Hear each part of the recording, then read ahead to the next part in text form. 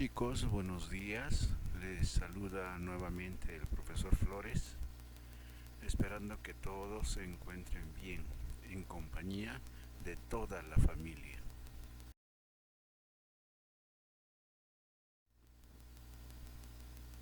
No olvidemos que seguimos en este problema de la pandemia. Entiendo que todos saben el significado de pandemia. Es prácticamente como si dijéramos una enfermedad que ha atacado a todo el mundo. ¿No? No es solamente a una nación, no es solamente a un continente. Como nuestras comunicaciones ahora son rapidísimas, diríamos así. Entonces, si por ejemplo aparece en Europa, en un avión que duran horas en viajar, están trayendo las enfermedades, lo que antes no ocurría, ¿no? Prácticamente los continentes estaban muy separados, entonces no podían haber pandemias, ¿no? Epidemias, por supuesto que sí. Entonces, en nuestro caso, tenemos que cuidarnos mucho y cuidar pues a toda nuestra familia.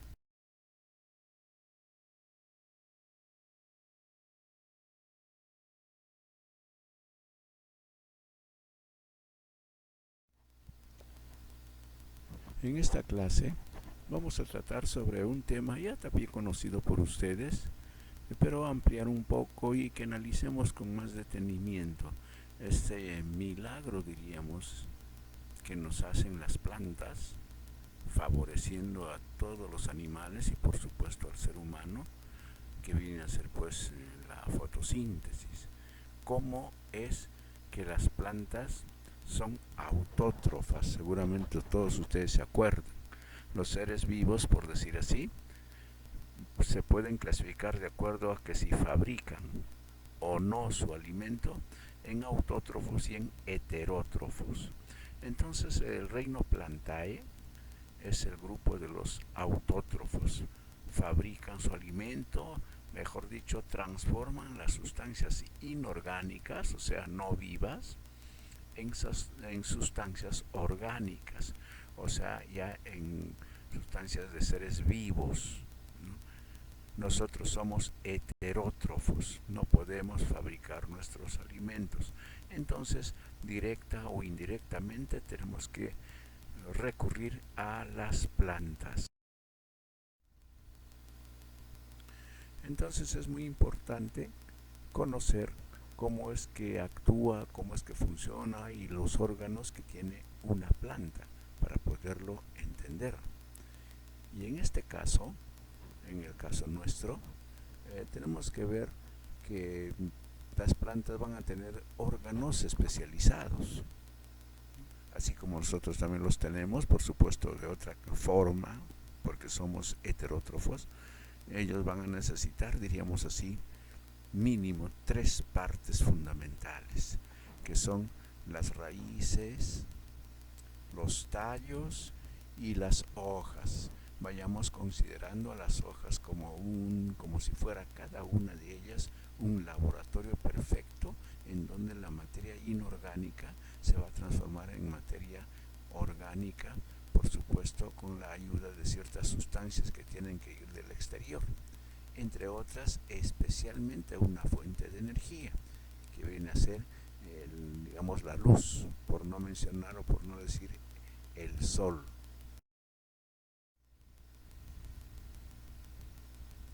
Seguramente que ya todos se han dado cuenta qué significa este gráfico. En realidad ya debe ser conocido por ustedes. Normalmente se llama cadena alimenticia.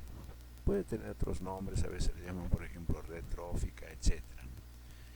Y tenemos que resaltar aquí, por ejemplo, la presencia por decir así, de muchos animales. Pueden haber muchísimos. Pero nunca puede faltar una planta, un vegetal o vegetales. ¿No? Y es allí donde se empieza esta cadena. Noten ustedes en este caso, la planta le va a servir de alimento al caracol. O sea que la energía que va a tener el caracol se lo debe a la planta. Si el caracol es comido por el ave, entonces la energía, el alimento, digamos, del caracol pasa a las aves. Pero noten que en un principio es desde la planta. Esta ave puede ser consumida, supongamos, por un zorro, que es lo normal. Esto se llama la cadena alimenticia. O sea, alguien debe acordarse. La planta pertenece, digamos, al grupo de los productores, porque son los únicos que producen alimento, y los animales son los consumidores. Y como todo ser vivo, por supuesto va también a morir. Y esa materia, esa energía y todas las cosas que han tenido los animales al morir, devuelven al suelo, devuelven a la tierra todo lo que tenían, y son descompuestos por los hongos y bacterias. Noten ustedes ahí y que toman el nombre de descomponedores. Entonces aquí hay que resaltar la importancia de la presencia de las plantas. Analicemos brevemente cómo es que ocurre este proceso de la fotosíntesis. Se inicia en las raíces, ¿no?, con la absorción de nutrientes. En las raíces vamos a encontrar sobre todo, digamos, unos pelos muy delgaditos, que no son necesariamente las raíces, pero están unidas a las raíces, que se llaman absorbentes, pelos absorbentes, que son los que van a captar el agua y las sustancias minerales que están disueltas en el agua. Esa es la función de las raíces. Entonces, para eso todos sabemos, a las plantas hay que adicionarles, hay que regarlas en todo caso, si no es por la madre naturaleza. El ser humano artificialmente, diríamos, tiene que regar los campos para que el agua ascienda hacia las hojas, que van a ser los laboratorios de las plantas. Entonces, como dice aquí en el gráfico, estos nutrientes inorgánicos, noten, son materia inorgánica. El agua, las sales minerales, van a ser absorbidos y en su conjunto, no se olviden, toman el nombre de savia bruta. Ya, savia bruta, no olvidemos. Entonces es importante conocer algo de las raíces. Y aquí tenemos un gráfico muy simple, pero para identificar sobre todo las partes que ha de tener, ¿no? Noten, entre otras cosas, las raíces incluso sirven pues para fijar a la planta en el suelo, ¿no? Pero la principal es la de absorber, como decíamos, el agua y las sustancias minerales. Noten esa parte que dice zona pilífera. Allí está, esos son los pelos absorbentes. Tenemos que saber otras cositas ya de repente con ustedes. Cuando dice zona de crecimiento, por allí es donde crecen, donde están las células que se reproducen con suma facilidad para que crezcan las raíces. Y en esta raíz típica, digamos, muy común, donde hay una raíz principal y hay otras secundarias, esa partecita del fondo que se llama la cofia. La cofia viene a ser también como un conjunto de células más o menos duras, fuertes, que van a, diríamos así, romper el suelo, penetrar sin malograrse la raíz, ¿no? Es como si dijéramos un material duro que va a abrirle camino a la raíz cuando va a crecer. Y por supuesto tiene bastantes raíces también, ¿no?, en las zonas ramificadas. Y esa parte del tallo que está, digamos, a nivel del suelo, es decir, entre la parte interna y la parte externa, que se llama cuello. Una vez que ocurrió la absorción, digamos, de las sustancias minerales a través de las raíces, tiene que movilizarse, tiene que transportarse ese producto que se llama savia bruta, sustancias minerales, y tiene que hacerlo, por supuesto, a través de algún medio, que en este caso vienen a ser los tallos. Y lo van a hacer a través, digamos, de unos tubos, de unos vasos conductores, que en este caso de la savia bruta se llama xilema, con X para empezar, xilema. Entonces hay que relacionar bien xilema con savia bruta. Van a ascender, digamos, las sustancias inorgánicas por dos razones, diríamos así. Una que se llama capilaridad. Es una propiedad física que cuando los tubos, los vasos conductores son muy delgaditos, el agua se pega, digamos, hacen las moléculas del agua, se pegan en ese tubito, en las paredes del tubito, y pueden ascender, o sea, pueden subir. Y esa ascensión también es complementada con la transpiración que hacen las plantas. Cuando la planta transpira, hace a manera de un vacío y está transpirando a través de las hojas, que están en la parte alta. Entonces, hacen a manera de un vacío, entonces como que se vayan a succionar, a chupar, a jalar, diríamos así, al agua que está entrando por el xilema. Entonces esas dos son las razones por la que en las plantas, imagínense pues en los árboles, 20, 50 o más metros de altura, va a ascender por esos dos procesos, capilaridad y transpiración de las hojas. Aquí les muestro un corte típico de un tallo. Por supuesto es un gráfico, no es una fotografía tampoco, ¿no? Y lo que nosotros debemos ubicar, especialmente en este caso, porque es lo que nos interesa, es ubicar donde diríamos se ubica el xilema. Y vamos a ir añadiendo algo más, el floema, que lo vamos a mencionar posteriormente, pero como está en este gráfico, entonces los vasos conductores, en buena cuenta, en las plantas son de dos clases, xilema y floema. Xilema por donde va la savia bruta y floema por donde va a ir recién la savia elaborada. El resto tenemos de la médula, corteza, casos un poco secundarios, y también noten ustedes la corteza que tiene una parte más externa llamada epidermis. El intercambio gaseoso, como hemos estado diciendo, se va a producir en las hojas, es decir, va a ingresar, por supuesto, dos productos, ojalá no se confundan ustedes, va a ingresar dióxido de carbono y también oxígeno, porque no se olviden que la planta, como todo ser vivo, tiene que respirar.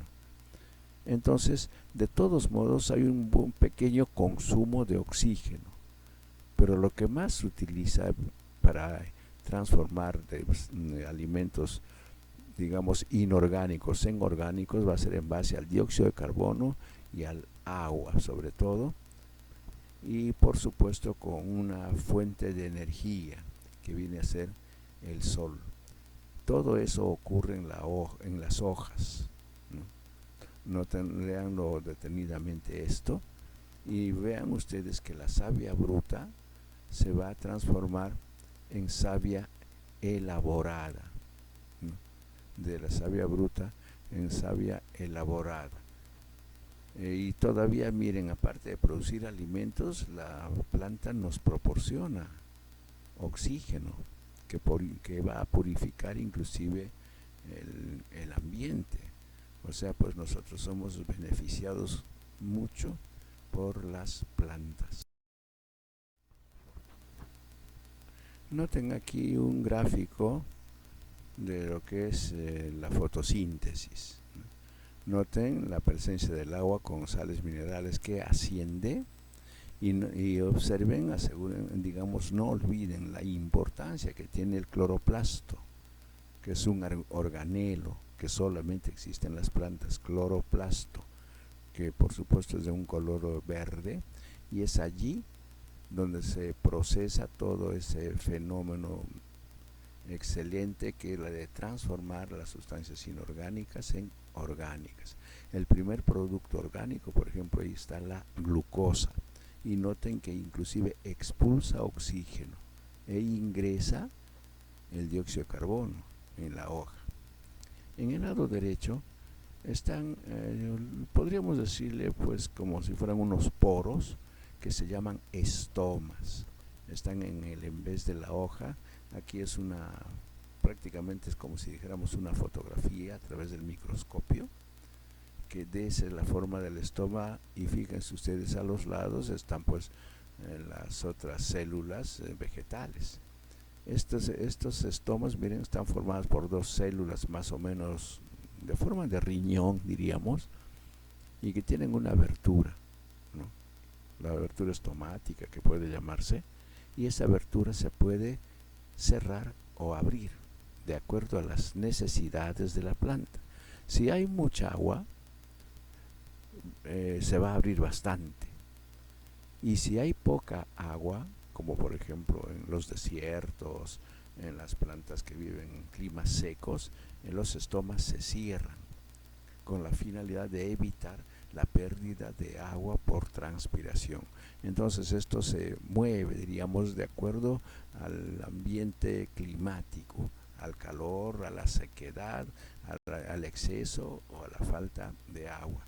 No se olviden, estos estomas están en el en vez de la hoja y son muchísimos por hoja.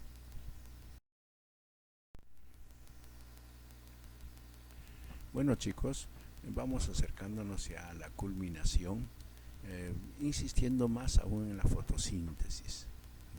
Noten allí, léanlo detenidamente, lo tenemos todo.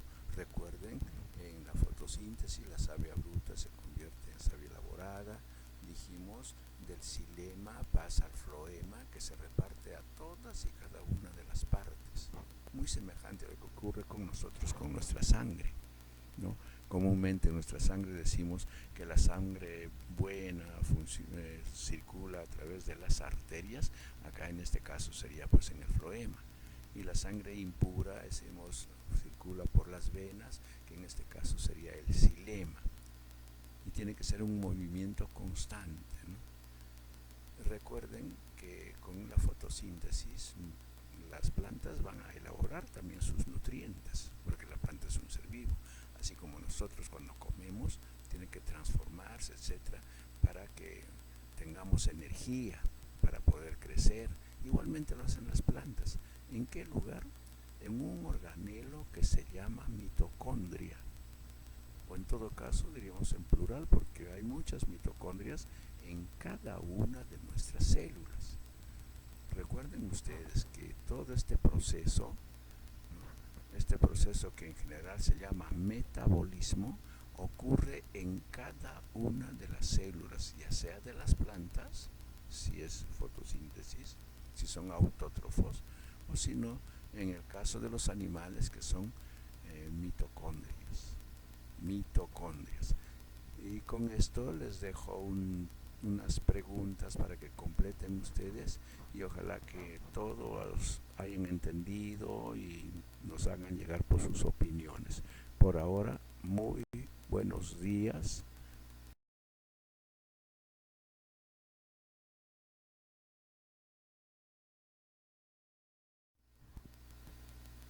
Y no se olviden de la cuarentena, la prohibición de salir a la calle, que solamente una persona de la casa puede salir. No estén saliendo en grupos y van a ir a comprar sus alimentos.